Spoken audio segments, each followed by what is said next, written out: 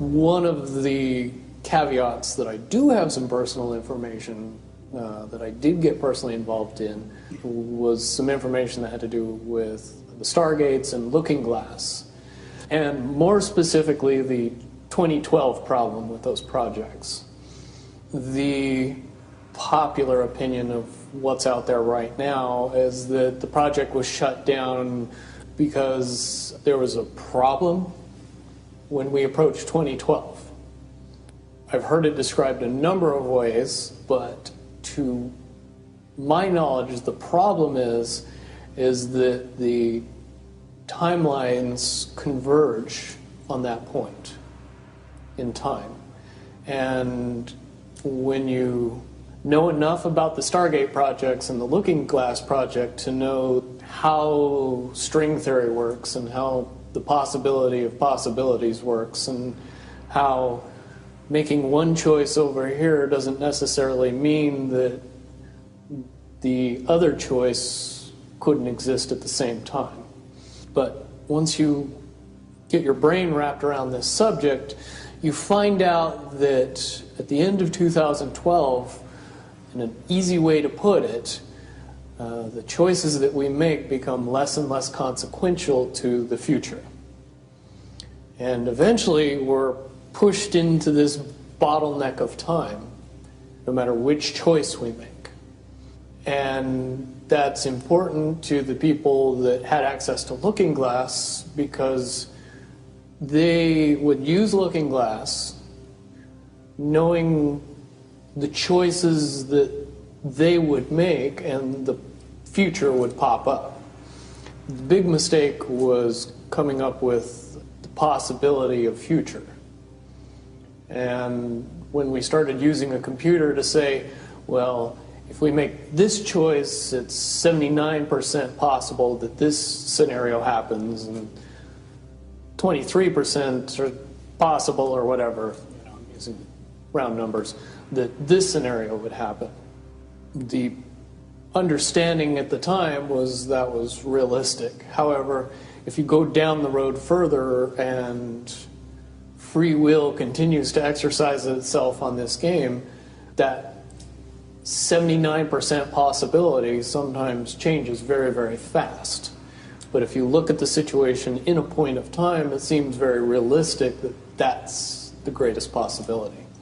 What happened was people, very smart people, began to figure out that something big was coming up. Something that made it so all the possibilities of all the future scenarios of any choice, any possibility that was fed in and observed through the Looking Glass inherently ended up in the same future. And no decision, no possibility changed past a certain point. That's the big secret. All possible timelines lead to the same basic set of history in the future. That is what sends everybody that has all of the information, that knows everything, into a blind panic. The people that know everything about Looking Glass, that have gotten all the reports and all the information, the elites of the world, probably figured out that that was the end of the game, and nothing could be manipulated beyond that point. When I was in the military, it would have been before '97 when I got in trouble. One of my particular areas that I was amazingly intuitive about is problem solving / mission planning, or more specifically, taking a bad mission and fixing it. Certainly knowing how string theory and possible futures works makes it so you can work your mind very quickly to see the reality of what's happening and decide what decisions need to be made to change it for a particular outcome.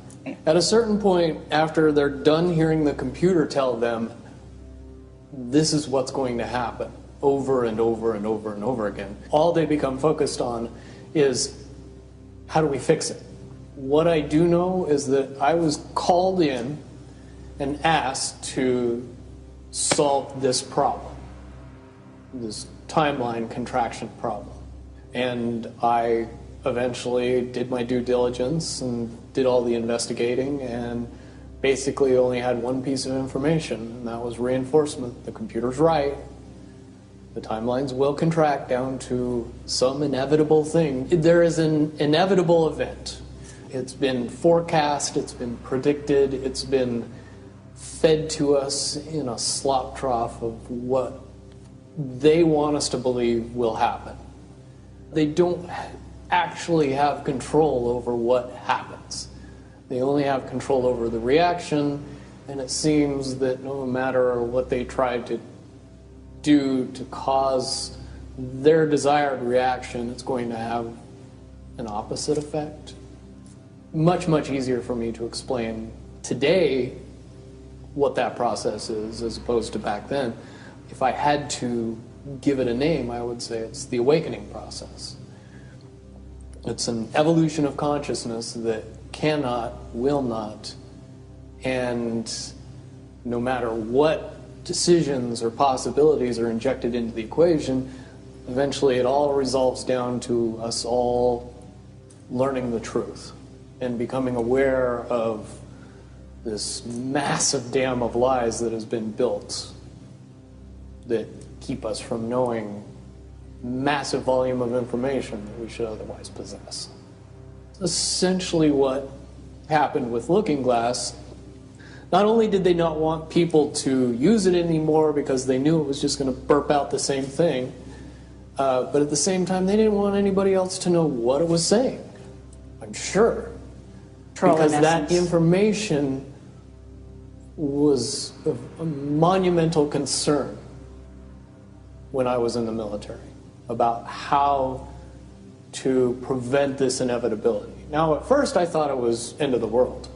Now I see end of the world as end of their world. The biggest cherry on top of all this conversation would be a synopsis to say that if I could convince everybody out there that for all intents and purposes, what we believe to be true eventually becomes true. If somebody convinces us that a major disaster is going to happen in the very near future, a major disaster happens in the very near future. If we don't buy into that fear and accept that there's really nothing that we know is going to happen, and accept of whatever happens, that makes the convergence of the timelines happen as naturally as possible.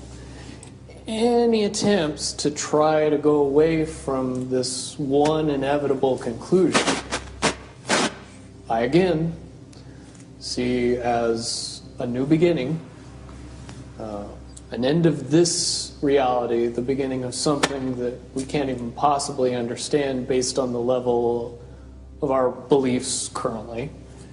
But when all that information comes flooding out, there's going to be no denying what's true and what's a lie or what's illusion. Basically what we're experiencing right now is two master chess players sitting at the board. And one of them looks down at the board and sees that he's in checkmate in 7 moves. And he looks across at his opponent and he knows that his opponent sees it too. So there's no getting out of it. So at this point, the loser can only prolong the game. Both players know the game is over. It's only a matter of time before he does this, and then you're forced to do this, and then he's forced to do this, and eventually checkmate. We, as a race, if we could understand that the game is over, that based on the rules of the game, the bad guys have already lost, the good guys have already won. Yes, there's moves left on the table, but those moves are being forced by the player that is going to win. The only way that checkmate can't happen is if the player that's winning makes a mistake. But from all of the information that I've gathered, all of the information that's been given, all of the information that's been vetted to me, it seems pretty obvious that the good guy player on the side of the chessboard knows exactly what has to be done to win the game. And so at this point, any mistake would be all but impossible. But again, you really have to understand the game to know that the guy that's losing is lost. And I'm sure most people sitting watching a chess match between two advanced chess players know the game's over long after the two players know it's over, because they can't see the board and see that there's only 7 moves left.